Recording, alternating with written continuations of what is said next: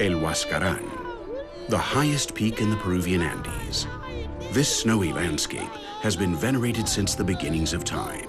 It is the dwelling place of the Apus, the spirits of the earth. 4,000 years ago, the so-called formative stage began in the Andes. The inhabitants built large ceremonial complexes that received people who came in search of knowledge. The most important of these complexes was Chavín de Huantar, which was erected on this sacred land approximately when Pharaoh Ramses II ruled Egypt and the Olmec civilization was flourishing in Mexico. Thanks to a complicated liturgy, impressive staging, and the use of hallucinogenic substances, the priests managed to convince the people that they were superior beings. They proclaimed themselves the ambassadors of the gods and exercised power for 800 years without a need for an army. The monument was buried by a great avalanche in 1945. Every year, archaeological excavation work is carried out under the direction of Dr. John Rick, a professor at Stanford University. We've been working in Chavín for 20 years now, one of a long series of projects that reach back 100 years into the past. But in spite of all this time, all this work by archaeologists, I would estimate that only about 15% of Chavín is known thus far. The years that come will bring much more knowledge about small objects like this one. It's just a little ceramic head that shows someone from Chavín 3,000 years ago. These objects, properly documented in their context, are the things that are going to tell us about how Chavín was in the far and remote past. Chavín de Huántar lies at the foot of the White Mountains of the Peruvian Andes, between the Mosna and Huachexa rivers. Its influence reached beyond the Andean region. Este es un lugar enigmático. Aquí, en el corazón de los Andes peruanos, hace 3.300 años sucedió algo extraordinario. Se consolidó la desigualdad social que se inició en el arcaico. Hasta esta plaza, semihundida, llegaban peregrinos desde muy lejos, a veces a 1000 kilómetros de distancia. Este ciclópeo centro ceremonial se convirtió en el teatro del más allá, un escenario colosal al servicio de unos gobernantes teocráticos que se mantuvieron en el poder durante siglos. Pero ¿qué obra dramática era la que representaban aquí? Eso es justamente lo que nos proponemos desvelar. ¿Qué realidad se escondía detrás de sus bambalinas pétreas?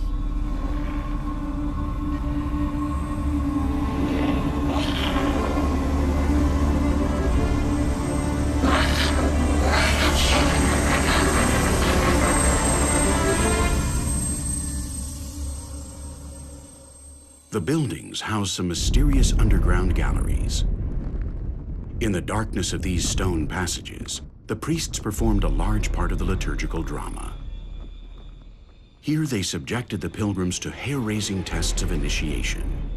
They experienced the transcendence of their souls and reaffirmed the priest's power over them. But who were the priests that officiated the rituals at this ceremonial complex, and what were they like?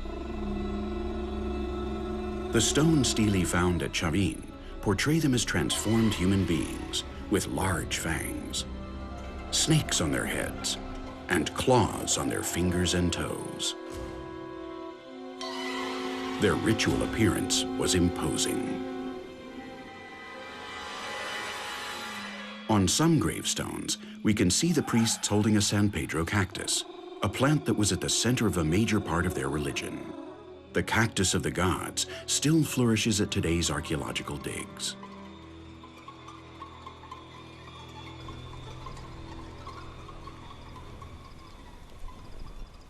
The San Pedro cactus was considered sacred. It was a plant created by the gods. The men who consumed its juice found the cosmic path that led to them. The priests performed the ritual to prepare the San Pedro cactus. They were considered superior beings because they were able to contact the world beyond and brought news from the gods.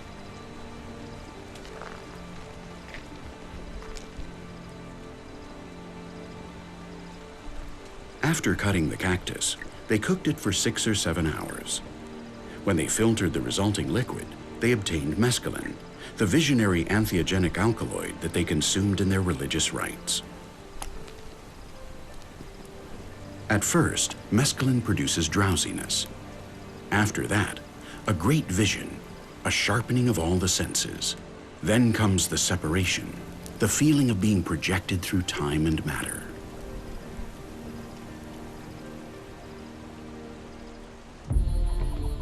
Periodically, certain inhabitants of the Amazonian jungles reached the temple, guided by members of the Chavín religion. They brought animal skins, feathers, exotic animals, and most importantly, yopo beans and varola bark, with which they prepared hallucinogenic snuff.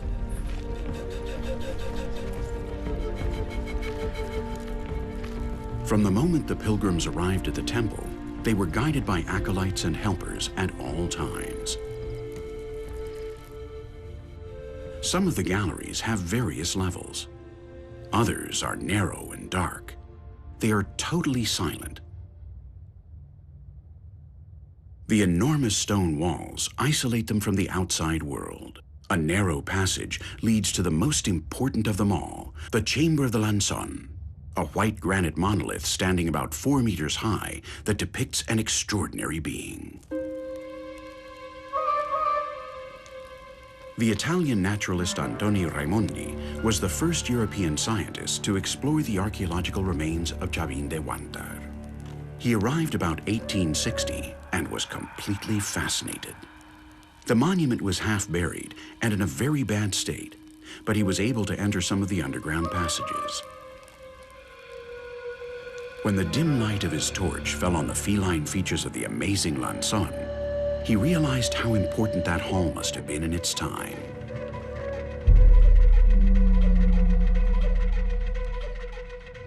At the Raimondi Museum in Lima, which holds the extraordinary drawings that this distinguished naturalist made on his travels in Peru, we find his sketch of the Lanzón.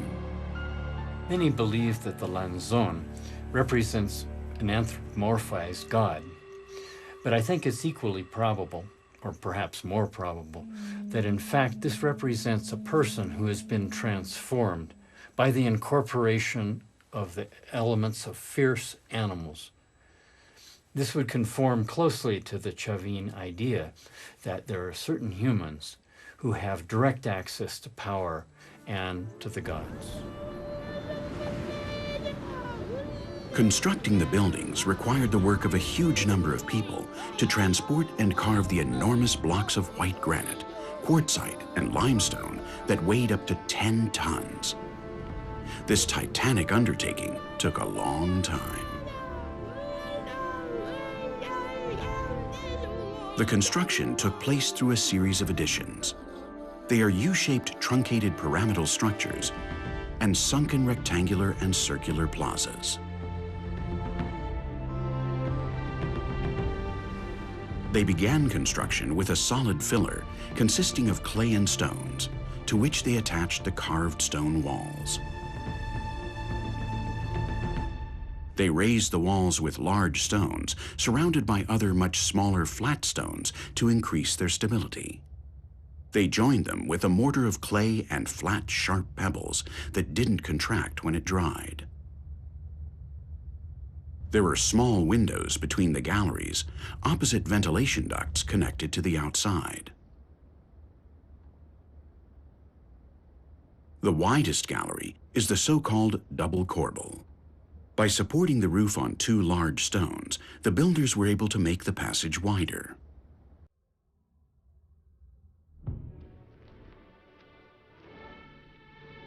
The theocratic government of Chavín competed with other ceremonial complexes in the formative stage. The priests sent members of the religion to explore in every direction, towards the coast, the mountains, and the jungle.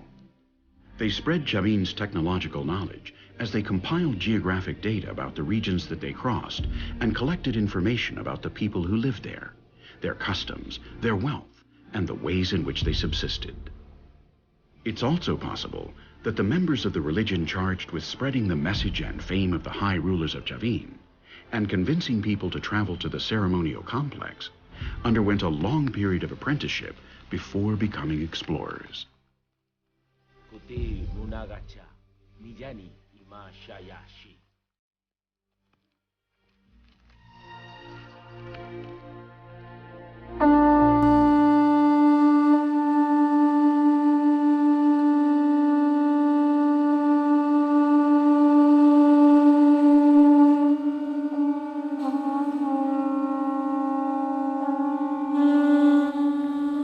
The priests periodically appeared before the pilgrims that had arrived at the main square of the temple. They wore the ornaments that distinguished them as extraordinary beings. This carefully studied staging was designed to make the greatest possible impact. Later, under the effects of the hallucinatory substances that they consumed, the pilgrims submitted to the control of the priests, who directed and induced their visions at all times.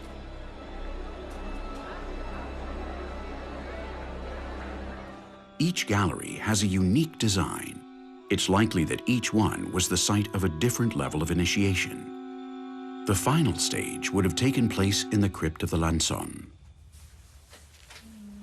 Aquí se ponía en marcha la tramoya del drama litúrgico manipulado por sacerdotes y acólitos. En estas recias galerías se iniciaba a los peregrinos. Al poco de estar aquí sentimos el efecto caverna. El silencio, la quietud de la atmósfera, el aislamiento, la oscuridad agudizan nuestros sentidos. Solamente escuchamos el latido de nuestro corazón, que late con fuerza. Estos muros de piedra nos aíslan de la realidad. Nos colocan a las puertas de un mundo desconocido, de una dimensión diferente que nos atrae, pero al mismo tiempo nos provoca una profunda inquietud. Under the effects of the hallucinogenic cocktails that they had drunk, the pilgrims experienced their first psychedelic flights, induced by the sound effects, smells, and lighting that they were subjected to in order to stimulate their visions. The priests observed them constantly and manipulated their altered states of consciousness. What you have seen here is a reenactment of something that we really believe happened. The initiation, or at least the initial stages of initiation, of new members of the cult of Chavín. The details we can't be sure of because the archaeological evidence doesn't permit it. But what we are sure of is that these spaces, these galleries of Chavín, were the place where these transitions occurred, in which people from outside the cult were integrated into the beliefs and privileges of that cult and became members, eventually priests, of considerable power based on the cult. The Tejo obelisk is one of the most important artifacts found at Chavín. It was discovered by the farmer Trinidad Alfaro in 1907, but was named after Julio César Tejo, the first archaeologist to study it.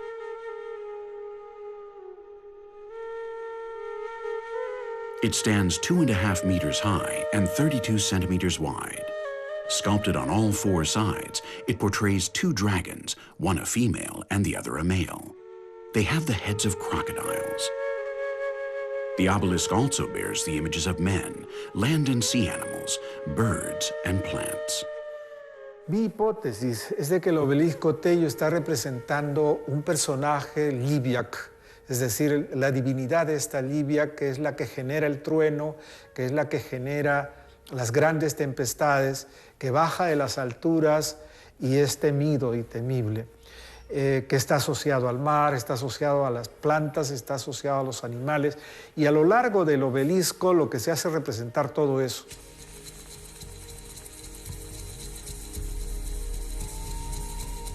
In 1919, Julio César Tejo, a Peruvian doctor and anthropologist, carried out the first scientific excavations at the Chavín site. He unearthed a large part of the monument and recovered 42 cabezas clavas. Only 3 of them were still fixed to the walls. Today, only 1 still occupies its original spot. They're called cabezas clavas, or nail heads because they have a spike in the rear that was used to fix them in the walls like a nail. They are zoomorphic, transformed human beings. They intensify the majestic effect of the architecture that the priests wanted for the ceremonial complex. They were placed in a horizontal row in the upper part of the buildings. Hemos llegado a un punto en el cual sabemos que Chavín no se expandió como un estado, que es lo que se suponía antes, que había una expansión desde Chavín a la conquista de los pueblos que vivían en las vecindades. E incluso el propio Tello lanzó la hipótesis de que podían haber ido muchísimo más territorios grandes. Ahora sabemos que esto no fue así. Sin embargo, la hipótesis de que era el punto de partida civilizatorio sí tiene sentido. Uno de los argumentos precisamente es el haber definido claramente que a Chavín, como ocurría con Roma o como ocurría con Jerusalén, convergían gentes de todos los países, de todas las naciones que existían en ese tiempo en el mundo civilizado andino. Se iba a buscar predicciones y por lo tanto, llegados allí, llevaban a sus pueblos las noticias de los dioses, las noticias de las costumbres de este lugar sagrado a donde se llegaba a visitar. It's possible that there were specialists who dedicated themselves to predictions based on the movements of the stars. Here, in the dry season, at an altitude of more than 3,000 meters, the atmosphere is very clear. The view of the skies of the southern hemisphere is breathtaking. The oracle was of great importance in the religion of Chavín. The leaders of other towns and the people of the privileged class came to the ceremonial complex to consult the oracle. This recreation shows us what the divining ceremonies may have been like.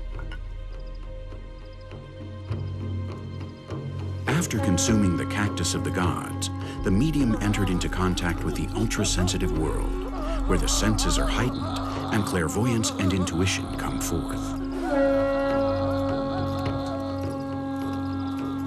For these ancient societies, the supernatural and mortal dimensions were closely linked, as were the worlds of the living and the dead.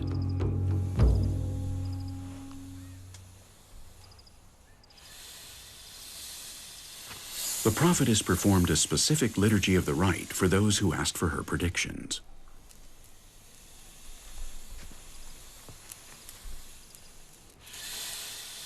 During these ceremonies of the oracle at Chavín, they may have also used some of their totemic animals, such as snakes.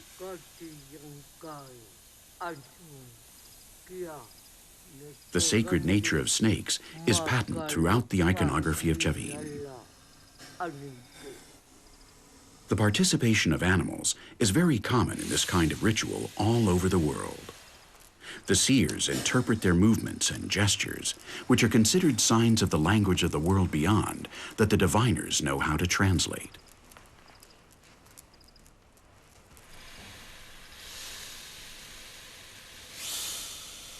Everyone follows closely the prophetess's gestures.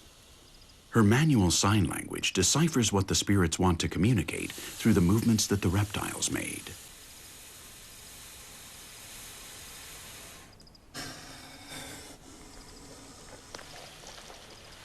The pilgrims stayed stock still as the snakes moved over their bodies. The gods were speaking.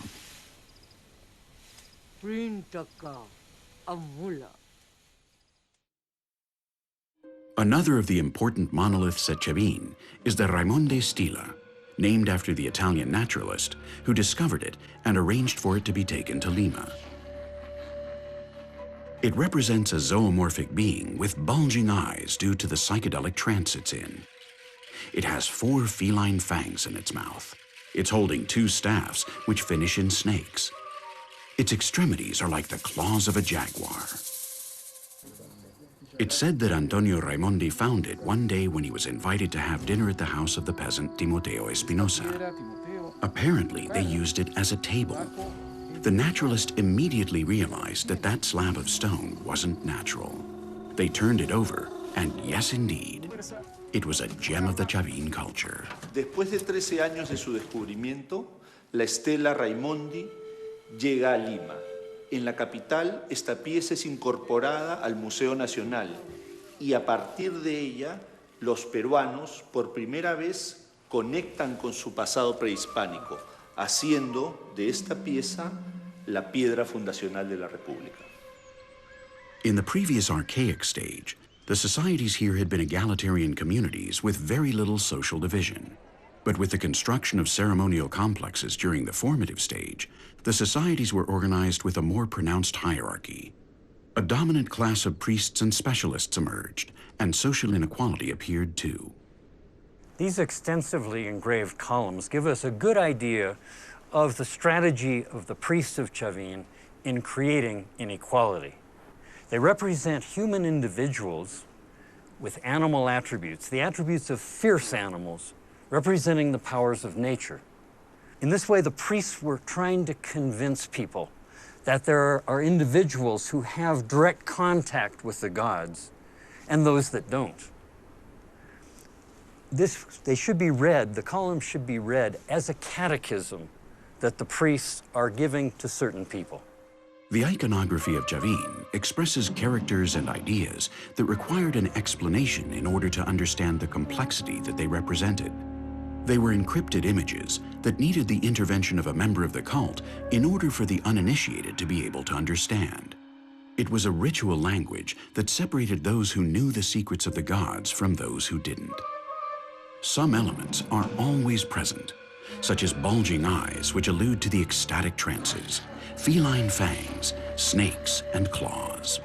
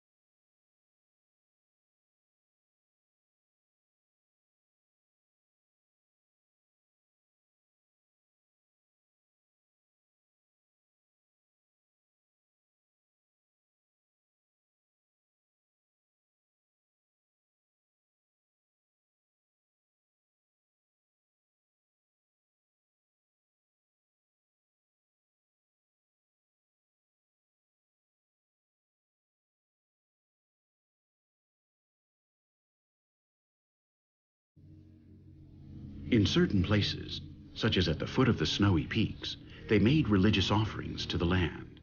The acolytes of Chavín taught them to make offerings to the powerful snow gods to obtain their protection.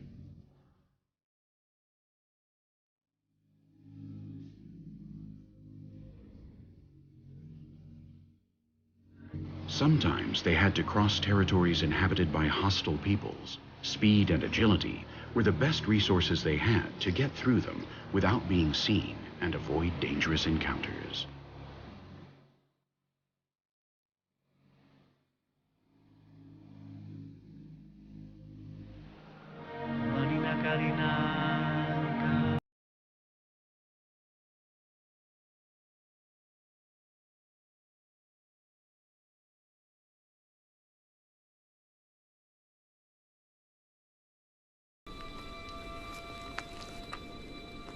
Arriving at the temple after the hardships of the journey was like reaching an oasis.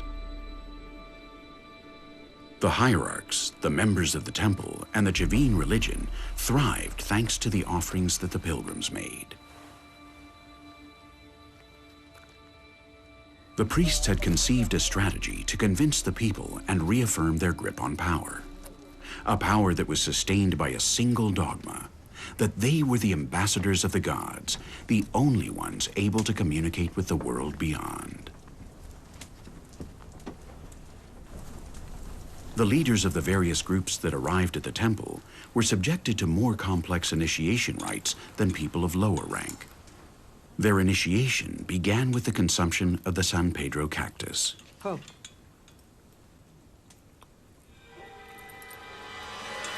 Most likely, they drank it from spondylus shells, which came from the south of modern Ecuador and were considered sacred. After consuming the mescaline, they inhaled the snuff obtained from grinding up the yopa beans or the virola resin.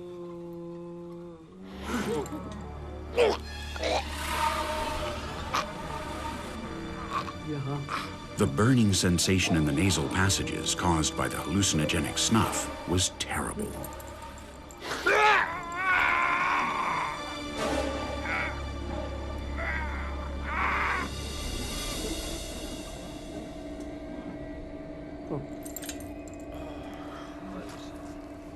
Having consumed the first dose, the novice walked down to the secret chambers in the underground galleries. It was like the descent to hell.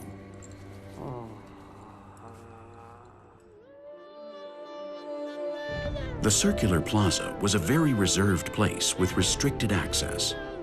That was where the highest priests met to communicate with the gods. Here in the circular plaza of Chavín, we have one of the masterpieces of Chavín art, technology, and architecture. This was a restricted environment, but a very decorated and colorful one. The floor itself consisted of a black and yellow patterning.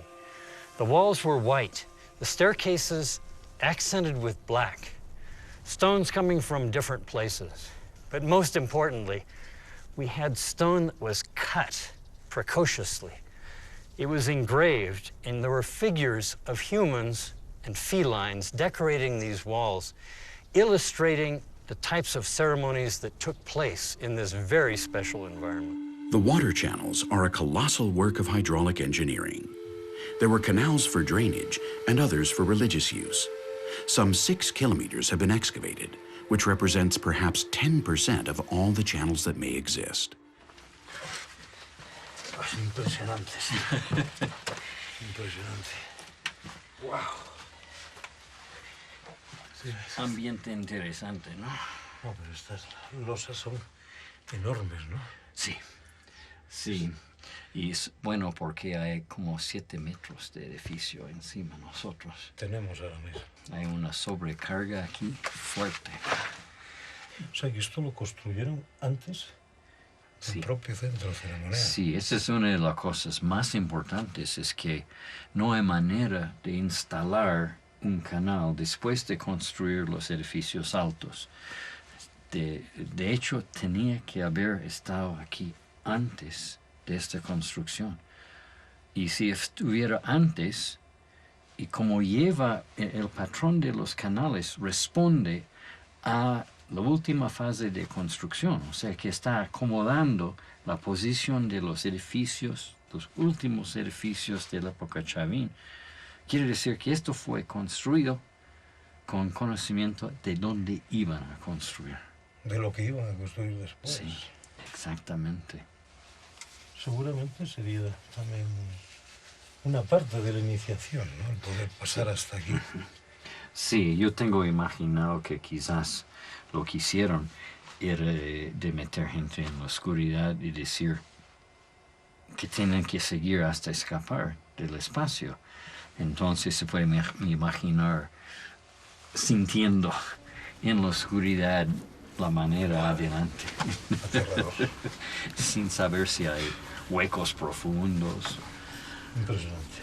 Sí. El teatro del más allá. Sí, sí, esto no es más allá que es. As part of their initiation, some of the pilgrims walked along the underground water channels.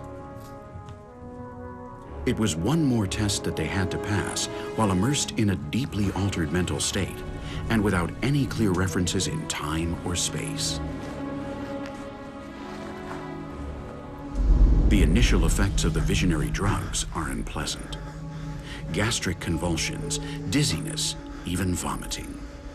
Then came a loss of balance while the other senses were heightened. Then the visions began, and the jumps from the real world to an unknown dimension and back to reality again, until finally the novice didn't return from one of the jumps. Hemos continuado por el canal de rocas y llegamos a esta especie de nudos donde observamos un verdadero laberinto de conductos, de canales, desniveles de quiebros, zonas donde posiblemente podría haber esclusas o trampillas.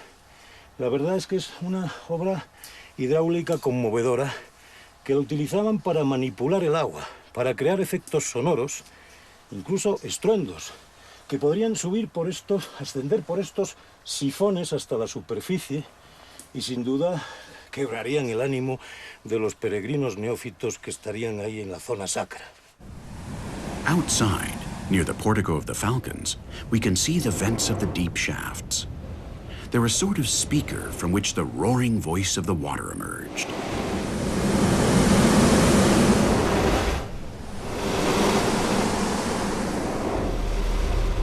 With their senses deeply affected, the sound was amplified until it became unbearable.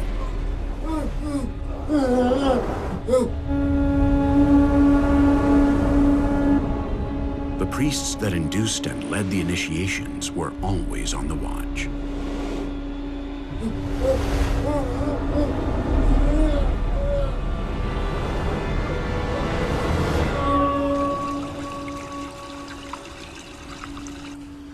Water worship is patent at Chavín. They regularly made offerings of pottery in the temple's interior channels.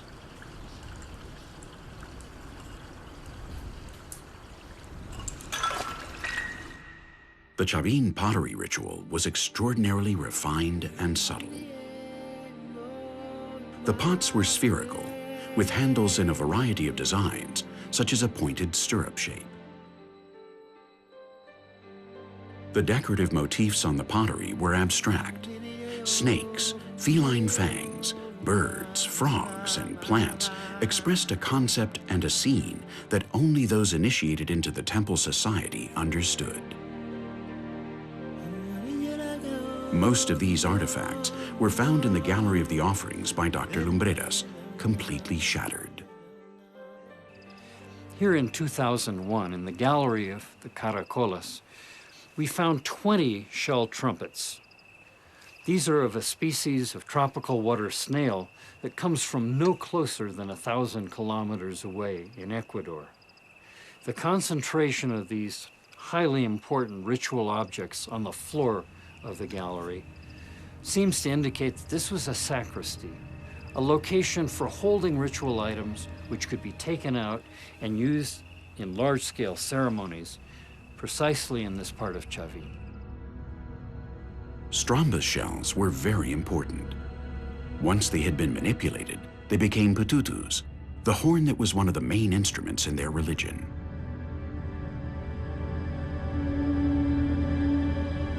Pututus were closely linked to the design of the galleries, which together with the ventilation shafts acted like a soundboard, which completed the instrument. That's to say, the temple itself became a sort of soundstage.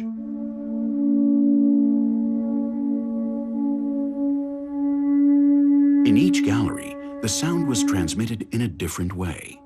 The reverberation, power, and projection of the sound shows that each hall or passage has distinct and studied acoustics. There are specific spots where the dominant note of the pututu is amplified by the architectural design.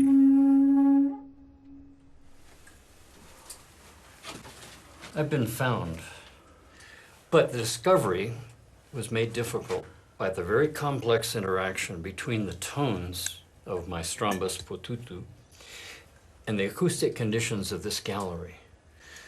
Our archaeoacoustic studies have shown that certain places in the gallery allow the easy discovery of the position where the sound was made.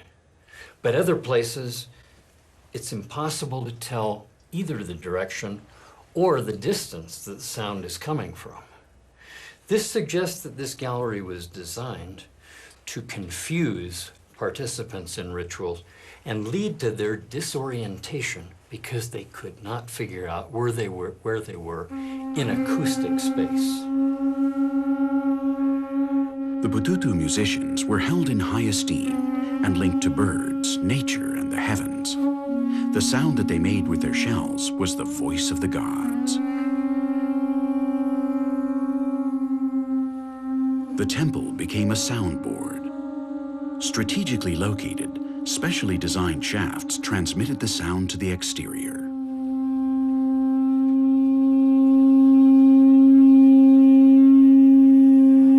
It's possible that the walls of galleries such as this one, in their time, were originally plastered, giving a different appearance and a very different acoustic performance inside them.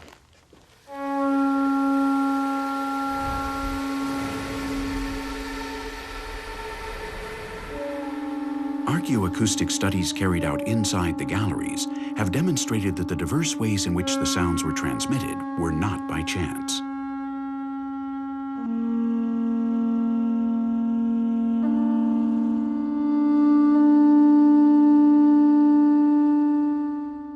They respond to a studied architectural design that alters how sound is spread, its resonance, and its volume. Oye, y este ducto da exactamente, o daba la luz, incidía directamente en el lanzón. Sí, es bien claro que este ducto tiene funciones múltiples. Entonces, una luz reflejada desde afuera, Sí. tal como podemos hacer con esta linterna. Sí, la verdad es que, mira, Da directo. directamente a Sí. la boca del lanzón. Exactamente, cubre del mentón hasta la frente. Y además por aquí también saldría el sonido, ¿no? Sí, esa es la otra posibilidad, porque los estudios de arqueoacústica han indicado que este ducto es un filtro, elimina todas las frecuencias que no son cerca a la frecuencia nativa del pututu. Y la frecuencia nativa del pututu está amplificado por esto. O sea, quiere decir que solamente el sonido, la nota que emite el pututu es la que se transmite hacia afuera. Sí, y afuera en este caso es la plaza circular. Entonces un pututu tocado en la galería del lanzón puede ser escuchado en la plaza circular. Esto sería la cosa, si el lanzón hablaba y usaron un pututu para hacerle hablar, gente en este lugar alejado hubieran escuchado que el lanzón estaba dando un mensaje. Es impresionante porque realmente está a la misma altura, ¿no? Sí, De la boca. sí, la boca está alineada exactamente con el ducto. Con el pututo su nota principal, que es esto.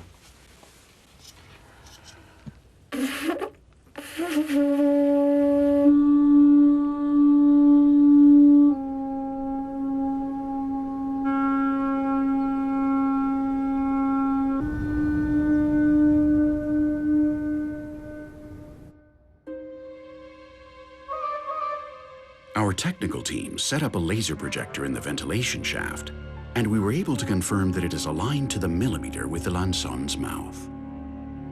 In Chavín, nothing is random. Lanzón has a number of feline characteristics, including fangs, claws.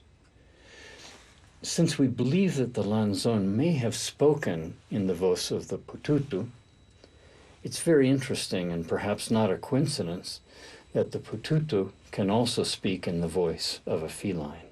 Something like this.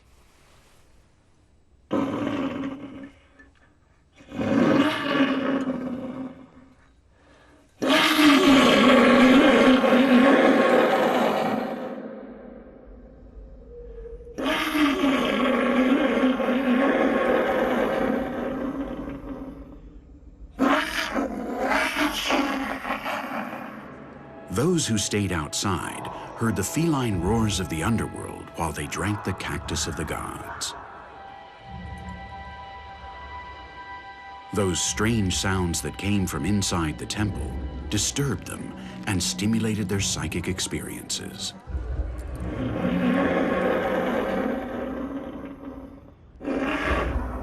Thanks to the hallucinogenic substances that they consumed, and to the startling liturgical staging directed by the priests, there was no need for faith. They could sense and hear the voice of the gods. Their presence was obvious.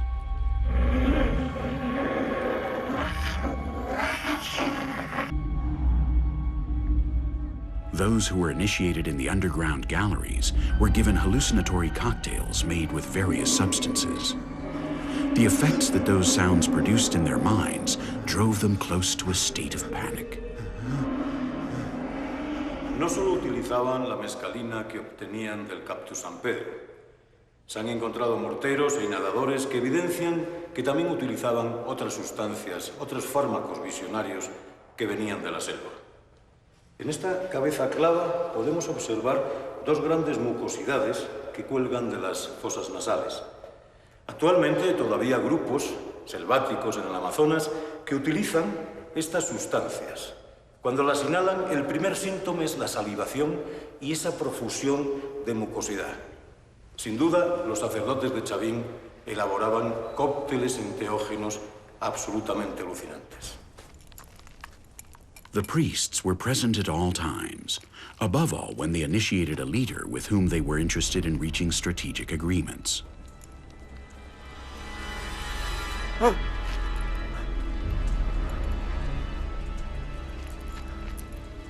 Very likely, they gave them larger doses of the drugs than those consumed by people of a lower status.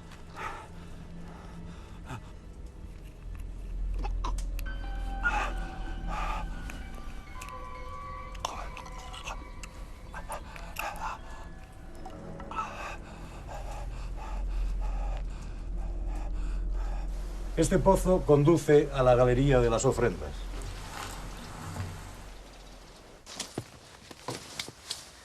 En 1966, el doctor Luis Lumbreras protagonizó uno de los más importantes descubrimientos que se han realizado aquí en Chavín de Huantar. En estas oscuras galerías encontró más de 800 piezas de cerámica y otras ofrendas. Pero también descubrió huesos de animales junto a huesos humanos. El posterior análisis forense arrojó una sorprendente conclusión. Esos huesos humanos eran el resultado de la ingestión de carne humana. Aquí arriba, se había realizado un gran banquete caníbal. Nosotros separamos la cerámica de la piedra y de los huesos. Y al hacer el examen de los huesos, lo que yo hice fue entregar todo este conjunto a una arqueozoóloga que muy poco tiempo después de entregados me devolvió un lote de ellos. O sea, se quedó con la mayor parte de ellos, pero había un lote que me dijo, estos no, porque estos son de seres humanos, o sea, estos no los examino yo. De modo que llamé a un antropólogo físico, José Pablo Baraybar, y le pedí que examine la colección de estos huesos, y efectivamente confirmó que eran huesos humanos, y comenzó a examinarlos y me dijo, oye, pero estos huesos han sido cocidos algunos y probablemente hervidos, otros asados, y muchos de ellos han sido partidos, y hay otros que están mordidos, etc. O sea, son restos de comida. Nosotros nos reímos un poco y pensamos que era parte de un sacrificio que se había dado allí. En todos los pueblos del mundo existió el canibalismo, antropofagia en general. En el momento en que aparece la agricultura, ¿por qué causa? No lo sé, aparece el canibalismo. There is evidence that suggests that human sacrifices were performed at Chavín, although on a much smaller scale than in the later Moche culture.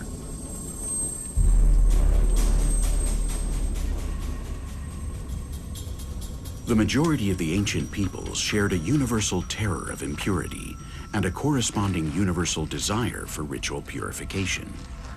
The idea of illnesses and misfortunes as divine punishment was a common belief all over the world. The sacrificial victim atoned for the sins of the community and calmed the god's anger. Perhaps Chavín marks the difference between traditional shamans and the new priests.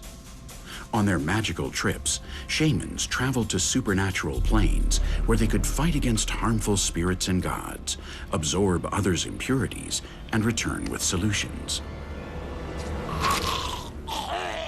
The ancient priests, perhaps with more developed powers, offered the blood of the sacrifice to the gods and thus purged the community's guilt.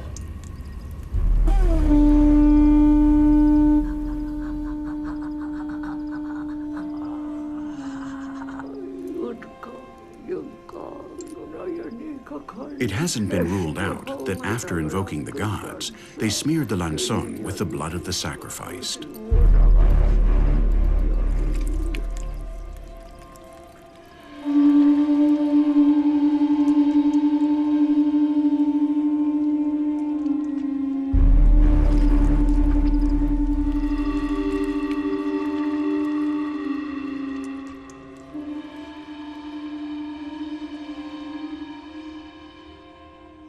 During the initiation process, moments of calm alternated with times of stress. They may have used incense to create a relaxing atmosphere.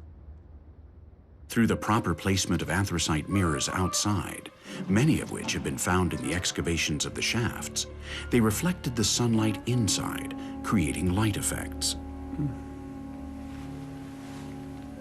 The permanent state of altered consciousness that they kept the people they were initiating in allowed the priests to manipulate them at their whim. They administered the sound effects, smells, and light effects to make them temporarily but deeply deranged. During each moment of the initiation process, they controlled the sounds that they wanted to produce, sometimes a calm and harmonious murmur, other times a deafening roar, which mixed with the pututus, startled the people being initiated and drove them from states of calm to stress.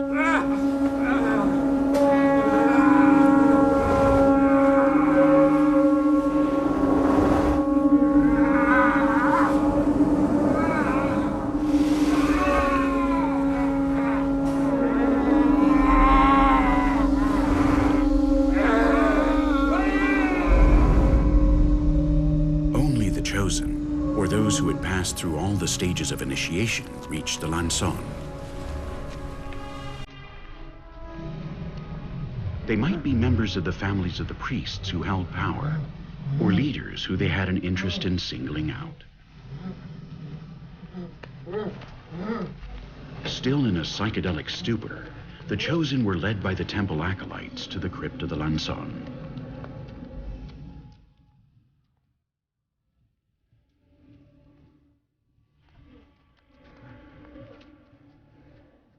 They walked in a state of absolute disorientation, lost in a chaos of visions that unhinged their minds.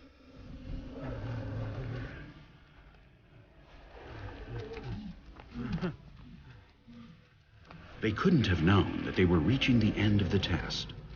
They were about to be reborn, to be marked for the rest of their lives.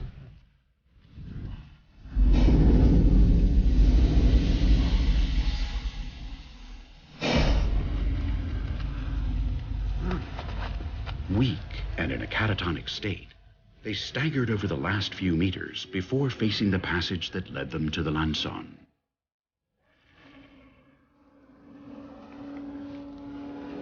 It's not hard to imagine the profound distress that they must have felt when they suddenly faced the terrifying image of the lanzón.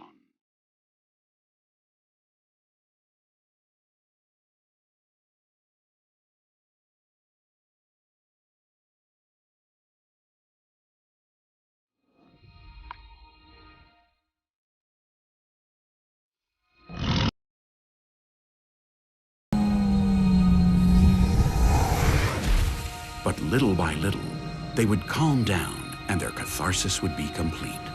A new transformed being. They were now a member of the cult. They belonged to the dominant class.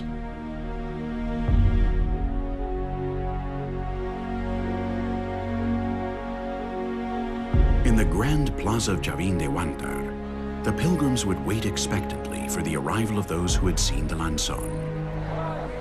They would be presented publicly to assert their status.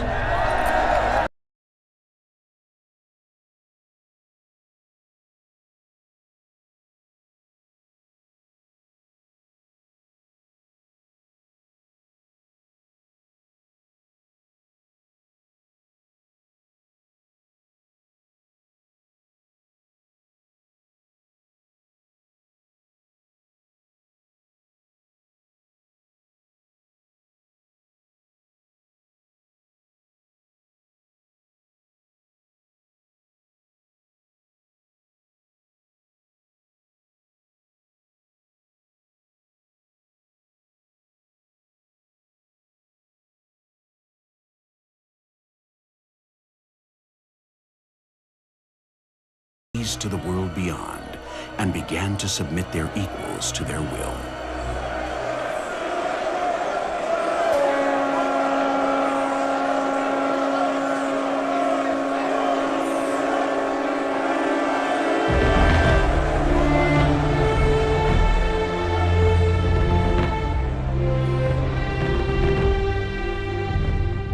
Under its massive walls, Chavín de Huantar still guards secrets that will gradually be unearthed. No funerary context has yet been found to shed light on its enigmatic story. No doubt, the archaeological finds to come will surprise the world once again.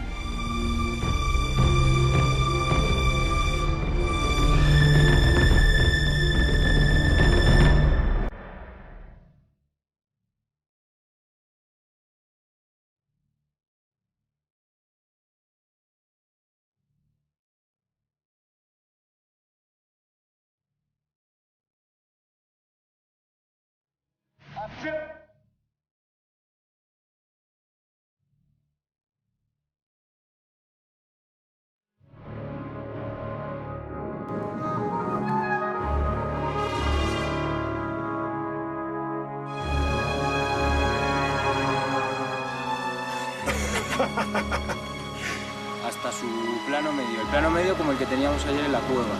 Sí, voy, momento de estrés. Ya estás ahí, please. No tengo gol. Si no estamos a gritos, que tengo la garganta chaporo. Raqueta final.